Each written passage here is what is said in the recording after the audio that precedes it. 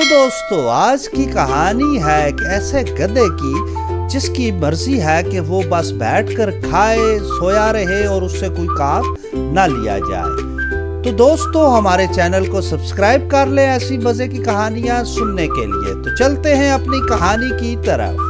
ایک گاؤں میں ایک غریب میاں بیوی رہتے تھے۔ ان کے پاس ایک گدھا تھا جو سارا دن کھیت میں بیٹھا رہتا تھا، مزے سے انگڑائیاں لیتا، کھاتا پیتا اور سو جاتا۔ بیوی اپنے شوہر سے لڑتی تھی کہ اس کو کسی کام کاج پر لگاؤ۔ شوہر کہتا کہ جب بھی میں اس سے جو کام لیتا ہوں یہ الٹ کر دیتا ہے، میں کیا کروں؟ بیگم نے کہا کہ کچھ بھی کرو اس سے کام لو۔ تو اس نے اس کو اپنے ساتھ لیا اور نمک فیکٹری میں چلا گیا۔ وہاں سے نمک کی ایک بوری خریدی اور اس پر لادی اور فیصلہ کیا کہ شہر جا کر اس کو بیچے گا۔ گدھا بہت تنگ ہوا تھا اور وہ اس بوجھ کو اٹھانا نہیں چاہتا تھا۔ راستے میں ایک ندی پڑتی تھی، اس کو پار کرنا تھا۔ جیسے ہی گدھا ندی کے سینٹر میں پہنچا تو وہ گر گیا۔ اب جب گدھا اٹھا تو اس نے محسوس کیا کہ اس کے اوپر بوری کا وزن کم ہے۔ یہ سوچ کر گدھا ہنسا کہ اوہو یہ تو مزے کی بات ہو گئی، اب تو میرے مزے ہو گئے، اب جتنا مرضی مجھ پہ بوجھ ڈالے میں اس ندی میں گر کے اس کا سارا وزن کم کر دوں گا، مزے ہی مزے۔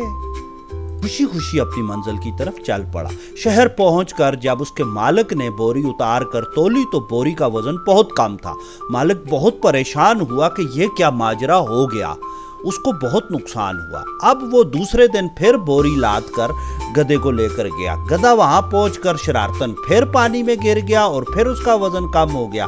اس نے کہا اوئے ہوئے بلے بلے ہو گئے، مزے ہو گئے، اور وہ وہاں سے ایکٹنگ کرتا ہوا پھر چل پڑا۔ شہر پہنچ کر پھر دوبارہ جب بوری کا وزن کیا تو وہ کم نکلا۔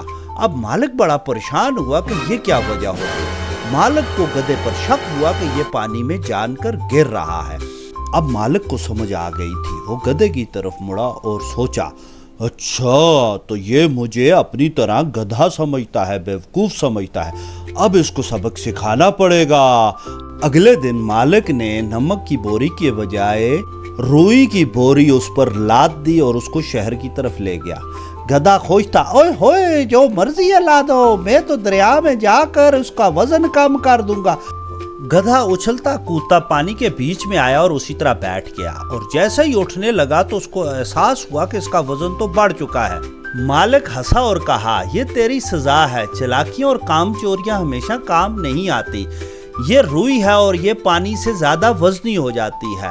گدھا رونے لگا اور معافی مانگنے لگا، شرمندہ ہوا اور کہنے لگا کہ مجھے معاف کر دیں، آئندہ میں ایسی حرکت نہیں کروں گا۔ دوستو کیسی لگی آپ کو یہ کہانی؟ آپ نے بھی کبھی کام چوری نہیں کرنی، جو بھی کام کریں ایمانداری کے ساتھ کریں۔ ہمارے چینل کو لائک اور سبسکرائب کر لیں اور کمنٹ بھی کیا کریں تاکہ ہم آپ کے لیے ایسی مزے کی اور کہانیاں بنا کر لائیں۔